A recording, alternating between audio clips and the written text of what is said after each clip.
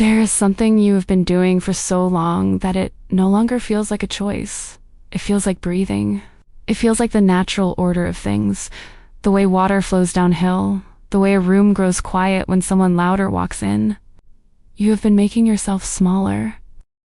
Not all at once, and not with any single dramatic decision, but gradually, almost imperceptibly. The way a candle burns down over an evening until you look up and realize the room has grown darker and you cannot quite remember. When the light began to fade. Welcome. You are listening to Self-Love. Stop making yourself small to feel worthy. Published by Unchained Heart.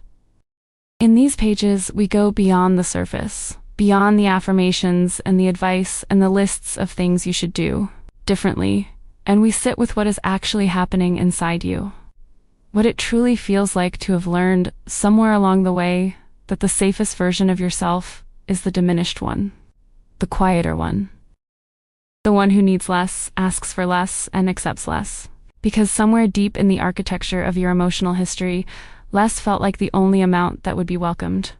This is not a book about becoming more confident. It is not a program or a protocol. It is something quieter and perhaps more necessary than any of those things. It is an honest conversation about why you learned to see yourself through a distorted lens, a lens that made you smaller than you are, less worthy than you are, less deserving of love than you have always been. And it is very gently the beginning of setting that lens down. Perhaps you have noticed that in your relationships, you tend to become a slightly different version of yourself, a more accommodating version. A version that monitors the other person's moods before deciding what you are allowed to feel. A version that edits her own opinions before speaking them, that shrinks her needs before presenting them, that apologizes for wanting things at all. And perhaps you have also noticed in the quiet moments, in the spaces between, a kind of exhaustion that has nothing to do with how much sleep you got. An exhaustion that comes from the constant labor of being less than you actually are. This is where we begin.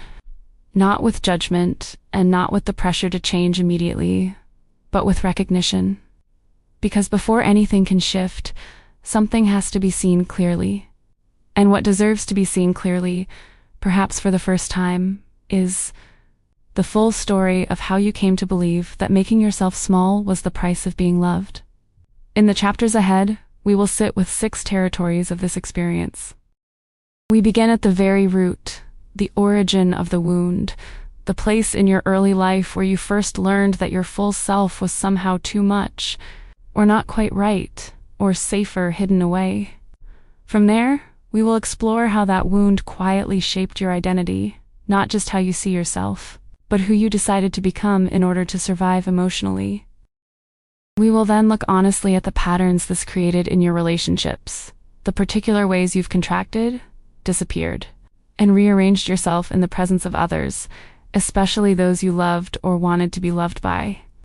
In the 4th chapter, we will turn toward the body, because the body has been holding all of this long before the mind found words for it, and it deserves its own conversation. In the 5th chapter, we begin the slow and tender work of unchaining, not through force or willpower, but through a quality of attention that may be entirely new for you. Turning toward yourself with the same care you have so readily given to everyone else. And in the final chapter, we will sit together in the quiet possibility of what life begins to feel like when you stop earning your place in it, when you stop shrinking. When self-love is no longer something you perform or pursue, but something you simply, finally, allow. Before we step into chapter 1, I want to say something directly to you. If you found this audiobook, it was not by accident. Some part of you, the part that is tired of disappearing, the part that remembers dimly what it felt like to take up your full space, that part brought you here. And I am glad it did.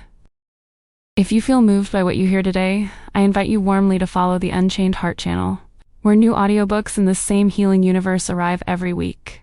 Each one a companion for the quiet moments when you are ready to come back to yourself. Let us begin, gently, at the root of this. Chapter 1. The first time you learned to disappear. There was a moment, or perhaps not a single moment, but a slow accumulation of moments, each one small enough to dismiss, when you learned that your full self was not entirely welcome.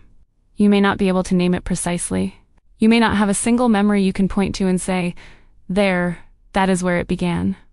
For many people, it was not a dramatic event, but a quiet, repeated pattern. A household where certain emotions were too loud, a parent whose love felt conditional in ways that were never spoken, but always understood, a childhood where being good meant being invisible, where being loved meant causing no disruption, where your needs were an inconvenience that you learned quite young to apologize for having. Children are extraordinarily perceptive. They read the emotional temperature of a room before they have language for what they are sensing.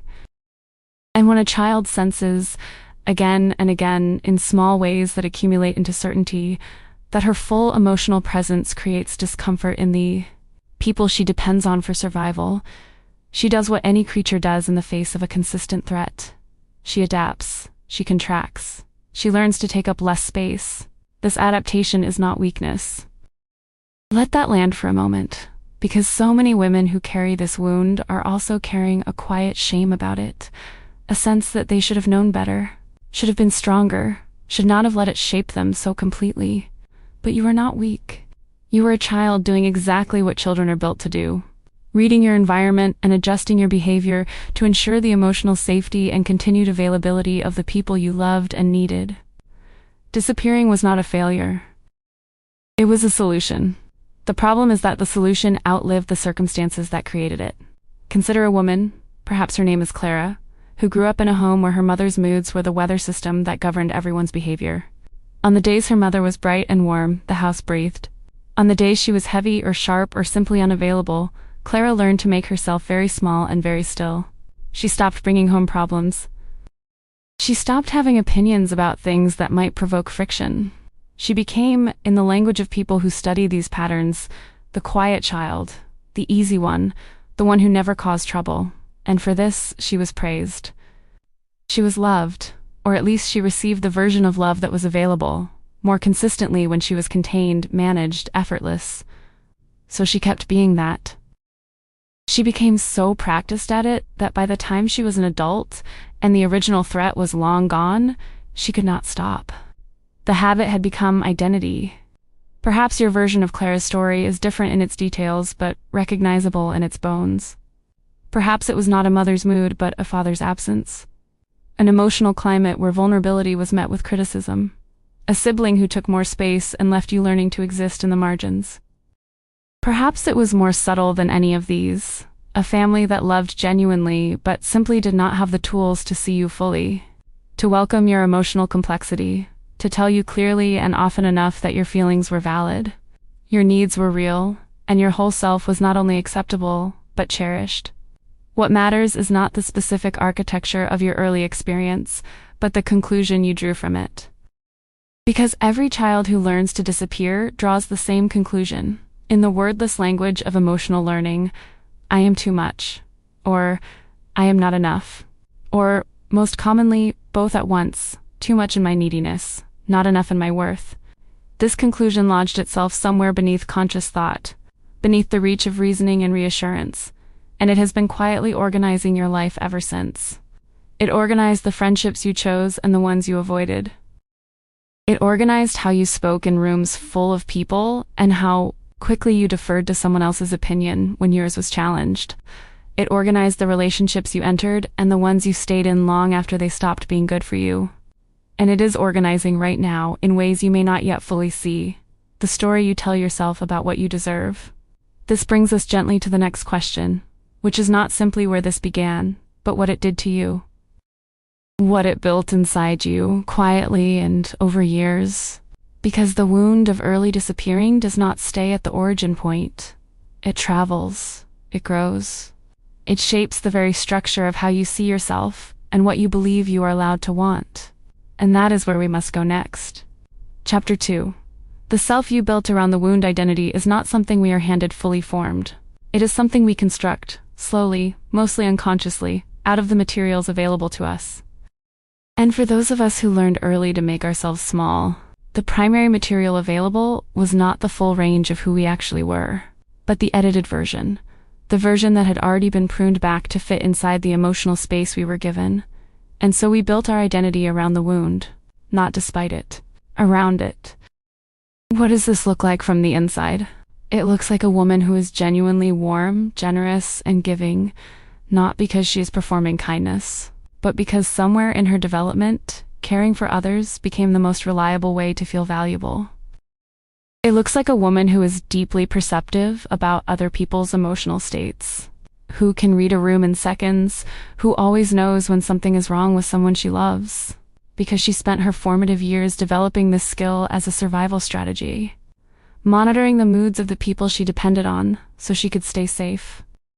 It looks like a woman who is competent and capable, and often the one others lean on, because being needed felt more secure than being wanted, and being useful was a language of love. She learned to speak fluently when the other languages were not available to her. These are not flaws. They are, in many ways, genuine gifts. The woman who grew up learning to attune to others often becomes someone of remarkable emotional intelligence and depth. The problem is not the gifts themselves, but the architecture beneath them, the hidden belief that these qualities are not expressions of who she is, but conditions of her acceptability, that she is loved not for existing, but for performing, that the moment she stops being useful, accommodating, easy, and small, the love will withdraw. There is a particular kind of distorted self-image that develops from this architecture. Those who work closely with emotional healing notice it consistently. The woman who, when asked to describe herself, reaches almost automatically for her usefulness to others. She says, "I am a good listener. I am reliable. I am always there for people." She describes herself through the lens of what she provides, not through the lens of who she is. And when pressed, when asked what she wants, what she needs, what she values for herself rather than in service of others, there is often a long pause, a kind of blankness, because that territory was never mapped. That self was never fully permitted to exist. The distorted self-image runs deeper still. There is often a fundamental mismatch between how the woman who learned to disappear sees herself and what is actually true about her. She tends to locate her value outside herself, in the approval of others, in the success of her relationships, in whether the people around her are content. When someone she loves is disappointed or unhappy, it registers as evidence of her own inadequacy, not as information about them. When a relationship ends, her first instinct is to examine herself. What was wrong with her? What she did or failed to do, how she could have been different, smaller, better, easier to love. The possibility that the relationship ended for reasons that have nothing to do with her. Fundamental worth rarely arrives first. Think of a woman named Mara, who spent 12 years in a relationship with a man who was not unkind in any dramatic way, but who was consistently, quietly, emotionally unavailable. He did not see her, not fully, not really. And because her early wiring told her that this kind of partial seeing was what love looked like, she adapted to it. She became smaller and quieter and more careful not to need too much, because needing too much was what caused people to withdraw. She told herself she was being mature, easygoing, not needy. She told herself she was giving him space because she respected his autonomy. But underneath those stories was the older, quieter story. I am too much, so I will be less.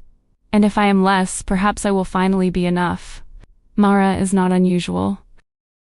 Her experience lives inside millions of women who learned in childhood that their full self was not entirely safe to inhabit. What she did not yet understand, what this chapter is trying to gently illuminate, is that the self she was protecting was not the threat. The wound was the threat. And the wound had been whispering to her for so long in the voice of reason, the voice of maturity, the voice of love, that she had entirely stopped recognizing it as a wound at all. Reclaiming self-love begins here. Not with action, not yet, but with recognition. With beginning to see the difference between who you actually are and the edited, contracted version you have been presenting to the world and to yourself for so long. Because before you can love yourself, you have to be able to find yourself. And that requires, quietly and without judgment, beginning to question the story. Let us now sit with where that story led you, specifically, into the rooms and the arms and the dynamics of the relationships it shaped. Chapter 3. How you loved from a place of not ENO. UG relationships are the most honest mirrors we have.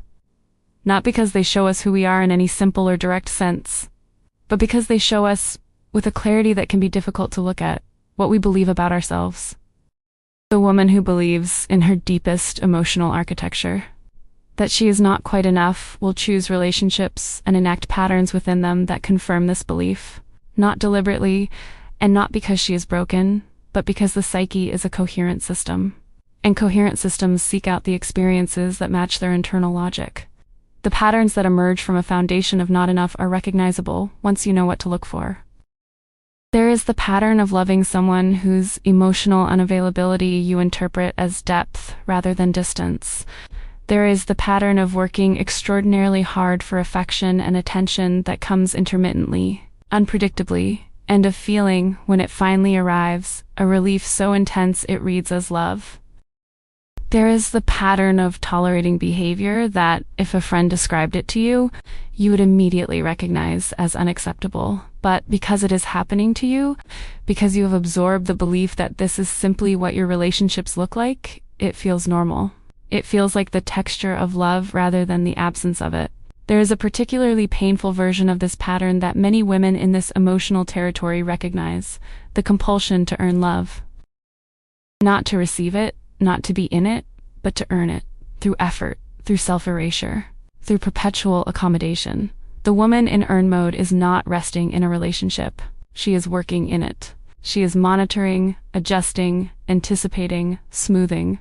She is tracking the other person's emotional state with the same hypervigilance she developed in childhood, watching for the signs of displeasure or withdrawal that meant she needed to contract further, give more, need less. She mistakes this labor for love, and because she is working so hard, she often feels deeply invested, which she confuses with being deeply connected. The two things are not the same. Then there is the distortion that perhaps causes the most quiet damage, the belief that being needed is the same as being loved.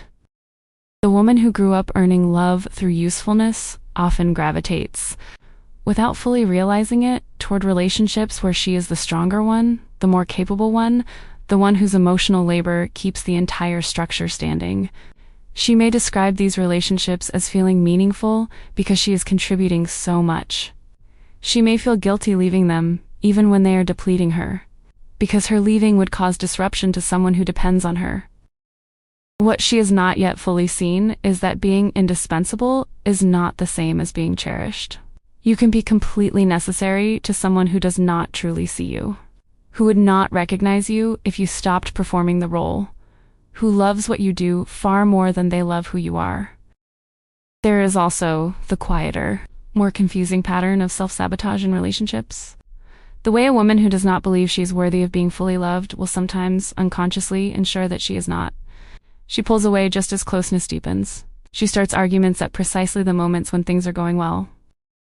She chooses partners who she already knows, on some level, will not be able to give her what she needs, because that outcome is familiar.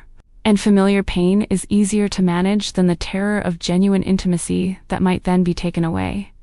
Think of a woman named Sophia, warm and perceptive and generous to a fault, who found herself in a years-long relationship with a man who admired her deeply, but admired her, specifically, for her strength, for her composure, for her ability to handle everything without complaint. And Sophia, who had spent her whole life being praised for exactly these qualities, understood the assignment perfectly.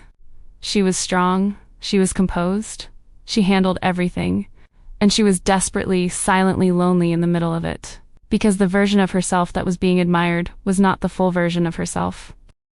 It was the curated version, the edited version. The version that had learned long ago that needing things was not attractive and wanting things was not safe. The relationship did not end dramatically. It simply hollowed out, the way things do when neither person is truly present in them, when one person is performing competence, and the other is applauding the performance, and neither of them is ever actually in the room together. What all of these patterns share is a fundamental displacement of self. The woman in them is not really there, not fully, not freely. She is there in a strategic, managed, contracted way, always with one eye on the other person's reaction, always adjusting the performance to maintain the relationship's temperature. And what she has sacrificed in order to do this, What she has left outside the room, waiting patiently in the hallway, is herself.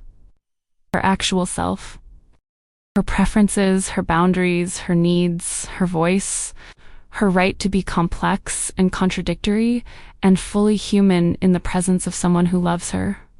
The return to self-love must pass through an honest reckoning with this, not to assign blame, not to herself or to the people she has loved, but to see clearly what has been happening. Because what can be seen clearly can finally begin to change. And because the body, which has been present for all of it, has its own story to tell. Let us now sit with that story. Chapter 4. What your body has been carrying the mind has a remarkable capacity for narrative. It can build explanations, justifications, and stories that make any situation feel manageable, even when the situation is causing damage. It can tell you that you are fine when you are not. It can tell you that the relationship is good, actually, when your nervous system knows otherwise. It can convince you that you chose this, that you are comfortable with this, that the way things are is simply the way things are, right up until the body stops cooperating with the story. The body does not lie. This is not a metaphor.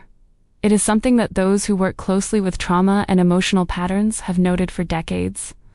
That the experiences we cannot fully process or acknowledge in our conscious minds do not simply disappear. They are stored.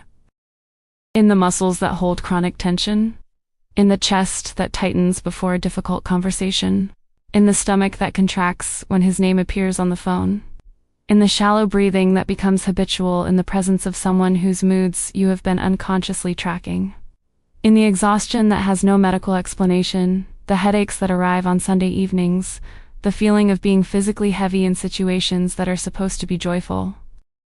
For the woman who has spent years making herself small, the body carries a specific and recognizable signature. There is often a quality of compression, of literally taking up less physical space, shoulders that curve inward, a voice that softens involuntarily around certain people, a posture that contracts in the presence of conflict or disapproval. These are not random. They are the physical expression of an emotional habit so deeply ingrained that it has become somatic, written into the body itself, below the level of conscious choice. There is also the chronic vigilance that lives in the nervous system of the woman who learned early to monitor others' emotional states for her own safety. This vigilance is exhausting in a way that sleep does not fully repair. It is not simply tiredness. It is the depletion of a system that has been running in a state of low-level alert for years, scanning, reading, adjusting, preparing. The nervous system of someone who learned to disappear is often stuck in a mode that was designed for short-term emergencies, but has been running as a permanent setting. And a nervous system in that state cannot fully rest, cannot fully open, cannot fully receive. Even in moments of genuine safety and love, there is a part of her that remains braced, waiting for the other shoe. Consider what it feels like to receive a compliment when you do not believe you are worthy of one. Not the performed gratitude, the smile, the deflection, the "oh, it was nothing," but the internal experience. For many women in this emotional territory, a genuine compliment lands with a kind of dissonance, even discomfort. Something in the body resists it, reroutes it, refuses to absorb it fully, because taking in love and care and appreciation requires a felt sense of worthiness. And when that felt sense has not been established, when the body's baseline is one of not quite enough, even positive experiences can feel threatening or unreal. She holds them at a slight distance, never quite letting them in. There is a particular quality of grief that lives in the body here too. A grief that has no single source and therefore no obvious permission to be expressed. It is not the grief of a specific loss, but the accumulated grief of all the moments she was not fully herself. All the opinions she swallowed, all the needs she silenced, all the times she smiled when she wanted to cry or agreed when she wanted to disagree, or stayed when everything in her wanted to leave. This grief sits in the throat. It lives in the sternum. It is the weight behind the eyes on a quiet evening when no one needs anything from her and she realizes, in the sudden absence of distraction, that she does not quite know who she is when she is not being useful to someone else. The body is not reporting a malfunction, it is reporting the truth. And the truth it is reporting is that you have been living in a kind of exile from yourself. Not because you chose it consciously, but because it was the adaptation you made in order to survive emotionally, and it has been running on automatic ever since. Returning to self-love means returning to the body. Not with force or with the demand that it immediately feel different, but with attention, the kind of slow, patient, non-judgmental attention that you have perhaps never offered yourself before. It means beginning to notice the moments of contraction and compression. Beginning to ask, what is this tightness telling me? What is my nervous system responding to right now? Beginning to treat the body's signals as trustworthy information rather than inconvenient noise to be overridden. This is not a small thing. For a woman who has spent years overriding her own physical and emotional signals in order to be acceptable to others, turning toward those signals, listening to them, taking them seriously, is a profound act of self-love. Perhaps the most fundamental one, and it is where the actual unchaining begins. Let us now sit with what that unchaining looks like, and what it asks of you. Chapter 5. The slow and tender work of coming back to yourself unchaining does not look the way we imagine it will. We tend to imagine it as a decisive moment, a confrontation, a revelation, a dramatic turning point, after which everything is different. But for most women who have spent years making themselves small, the return to self does not arrive as a thunderclap. It arrives as a series of very quiet moments. A morning when she notices, for the first time, that she has already adjusted her plans around someone else's preference before even being asked. A conversation in which she hears herself apologizing for having an opinion and something in her pauses and asks, "Why did I just do that?" A moment of solitude in which she sits with herself, really sits, without filling the space with productivity or distraction, and notices that the person she is sitting with is not a stranger. Exactly, but someone she has not made time for in a very long while. The work of coming back to yourself begins with attention. Not analysis, not fixing, not the brisk efficiency of someone working through a checklist. Attention, the slow, curious, genuinely interested quality of attention that you might bring to a conversation with someone you have not seen in years and genuinely want to understand. Because that is, in a real sense, what this is. You are turning toward a self that has been in the background, edited and managed and kept out of the room, and you are beginning to ask, who are you, actually? What do you want when you are not arranging your wants around what will be welcome? What do you feel when you are not monitoring the feeling for its acceptability before allowing yourself to have it? This quality of attention is not natural at first for the woman who has spent her life attending to everyone else. It may feel selfish. It may feel indulgent. There may be a familiar internal voice that reframes it as narcissism, as self-absorption, as a luxury she has not earned and does not deserve. This voice is old. It learned its lines a long time ago. In a household where self-attention was not modeled or permitted, where being good meant being outwardly focused, where turning inward was implicitly coded as a kind of failure.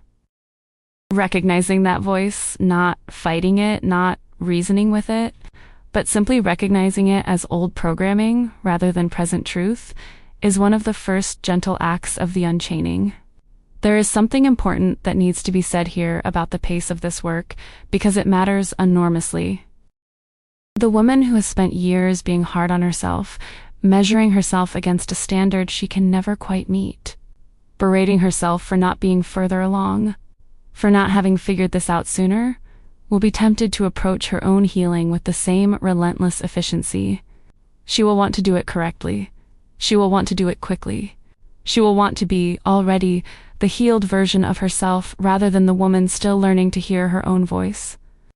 But the self that was asked to disappear cannot be summoned back through demand. It comes back through safety, through the slow accumulation of experiences, internal experiences. The conversations you have with yourself in the quiet, in which your full self is not only permitted, but genuinely welcomed. The self comes back when it trusts that this time, it will not be asked to leave again. What does this safety look like in practice? It looks like learning to pause before automatically accommodating, asking yourself what you actually want before you ask what the other person wants. It looks like allowing yourself to feel the discomfort of someone else's, disappointment without immediately taking responsibility for fixing it. It looks like saying, perhaps for the first time in a very long while, "This is not acceptable to me," not with the drama of a confrontation, but with the quiet, unambiguous clarity of a woman who has begun to trust her own perceptions. It looks like making one small decision each day entirely on the basis of what you need, what you prefer, what feels true to you, and noticing carefully what happens in your body when you do.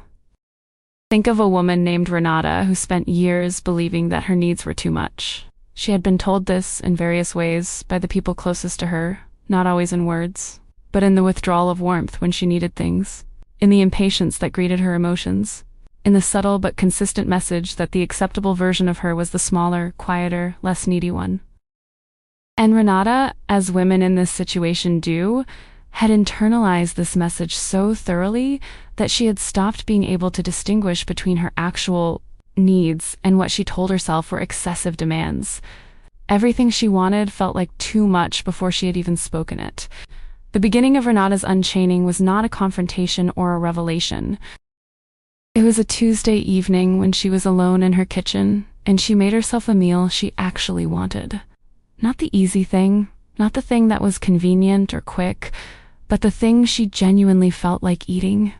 And as she sat with it at the table, in the particular quiet of a house that had nothing in it that needed managing, she felt something unfamiliar and very small, the sensation of having taken herself into account, of having asked what she wanted and acted on the answer. It was a tiny thing. It felt enormous. This is how it begins. Not with the grand gesture, but with the small, repeated, increasingly habitual act of treating yourself as someone whose inner experience matters, whose preferences are real, whose feelings are trustworthy, whose needs do not require apology. This is the unchaining. And it opens over time into something that the woman who learned to disappear could not have imagined from inside the disappearing, the particular freedom of a life lived from the inside out. That is where we are going now, in our final chapter together. Chapter 6. What life feels like when you stop shrinking.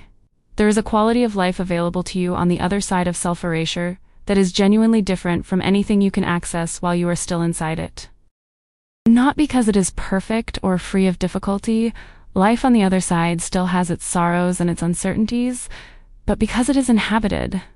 You are actually in it, not performing in it, not managing it from a careful distance, not watching yourself from slightly outside your own body, monitoring how you are coming across, measuring how much space you are taking up. You are in it, in the full, unrehearsed, present tense aliveness of someone who has stopped waiting for permission to exist. Women who have walked this territory and come through it often describe the same quality on the other side, a kind of settled calm that has nothing to do with circumstances. Not the false calm of someone who has suppressed everything, but the genuine groundedness of a woman who knows who she is and trusts that knowledge. Who can feel her own feelings without immediately needing to analyze or suppress or apologize for them? Who can be in a room with someone who is unhappy without automatically assuming that she is the cause or the cure? Who can hear criticism without it demolishing her sense of herself? And who can receive love, real love, offered freely, without immediately scanning it for the conditions attached? On the other side of the shrinking, relationships begin to look different. Not because other people have changed, but because she has. The woman who no longer needs to earn love stops choosing relationships that require her to earn it. Not dramatically, not all at once, but gradually, with the organic inevitability of someone whose internal compass has been recalibrated. She finds herself drawn to connections that are mutual rather than transactional, that feel like rest rather than labor, that can hold her full complexity without flinching. She is no longer scanning for the emotional temperature before she speaks. She is simply speaking. And this is, for the woman who spent years editing herself into acceptability, a kind of miracle that feels, once she is inside it, entirely ordinary. The way breathing freely feels ordinary to someone who has forgotten what it was like to struggle for air. There is also a different relationship with solitude. For many women who defined themselves through their usefulness to others, solitude used to feel like the absence of the only evidence that she mattered. Without someone to care for, without someone whose approval could be earned, who was she? But on the other side of the unchaining, solitude begins to feel like company. The company of herself, not the anxious, self-monitoring, performance-reviewing self, but the quiet, actual self. The one who has opinions about things. The one who finds particular things beautiful and other things dull.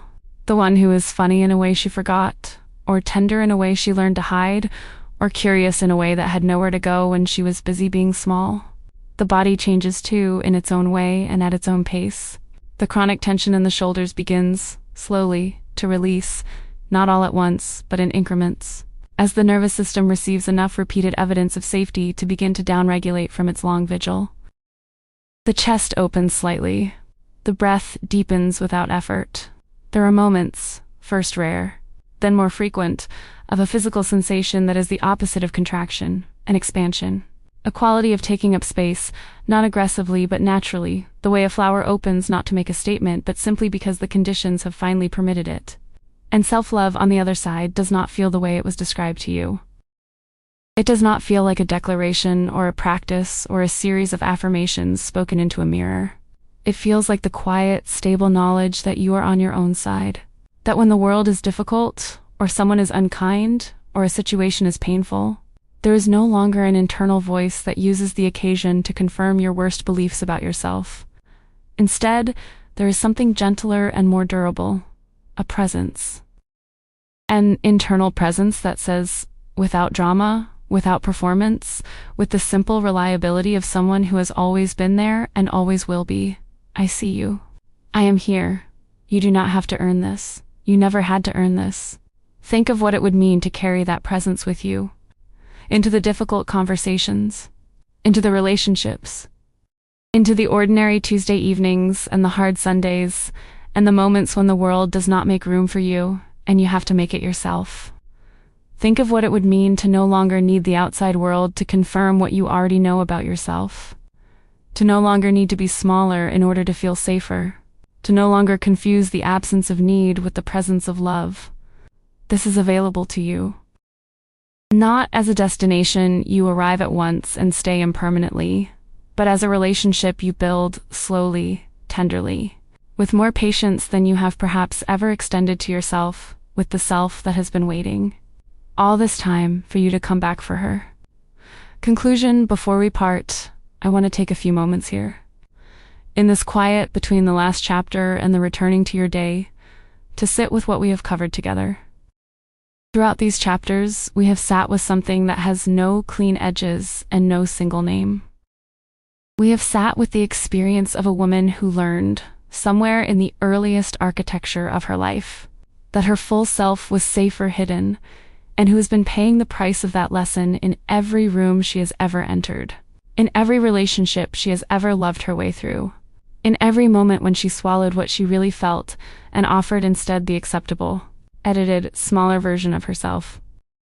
We began at the origin, the quiet, repeated learning of a child who adapted to an emotional environment that could not hold her fully, and who built her survival strategy around disappearance. We moved into the identity that grew around that wound, the woman who became her usefulness, who located her worth in what she could provide rather than in who she simply was. We sat with the relationships that this identity inevitably created, the patterns of earning rather than receiving, of being needed rather than being known, of laboring in the name of love without ever quite arriving inside it. We turned then toward the body, which has been holding all of this in ways the mind learned not to acknowledge, carrying the weight of years of contraction in its muscles and its nervous system and its quiet, chronic exhaustion. And we began to imagine the unchaining, not as a dramatic transformation, but as a series of small, courageous, tender acts of returning to your own preferences, your own feelings, your own needs, your own voice, until the self that learned to disappear begins, slowly and with growing trust, to come back. What does this mean for where you are right now? It means that wherever you are in this, whether you are just beginning to recognize the pattern or whether you have been in this work for years, Whether everything resonated or only certain parts, you are not behind. There is no schedule for this. There is no correct pace. There's only the direction, which is inward, and the quality of attention you bring to that direction, which is the quality of someone who has finally decided that she is worth attending to. You do not need to do everything differently tomorrow. You do not need to overhaul your relationships or make dramatic proclamations or be already the fully healed version of yourself. What you need, what is always enough as a beginning, is one small act of being on your own side. One moment today in which you ask what you actually feel before you ask what would be acceptable to feel. One moment in which you take your own needs as seriously as you take everyone else's. One moment in which you let yourself be a little less small. I also want to let you know, before we close, that Unchained Heart has many other audiobooks that live in this same healing universe, companions for the different territories of emotional recovery, each one narrated with the same care and the same intention, to make you feel less alone in what you are carrying. If this audiobook reached something in you, I invite you warmly to subscribe and turn on notifications, so that each new companion finds you when you are ready for it. You have been making yourself small for a long time. You learned it so young that it became invisible, indistinguishable from your own personality, from your own preferences, from the way you simply are. But it is not the way you simply are. It is the way you learn to be in order to feel safe. And safety now can be found in a different direction. Not in the contraction, but in the expansion. Not in the earning, but in the allowing. Not in the disappearing, but in the profound, quiet, world-changing act of finally, fully showing up. You have carried this long enough, and you are not carrying it alone anymore. If what you heard today moved something in you, I invite you one last time to follow Unchained Heart, because this community exists for exactly this. The woman who is quietly, privately finding her way back to herself. We will be here every week with a new companion for the journey. End of the audiobook.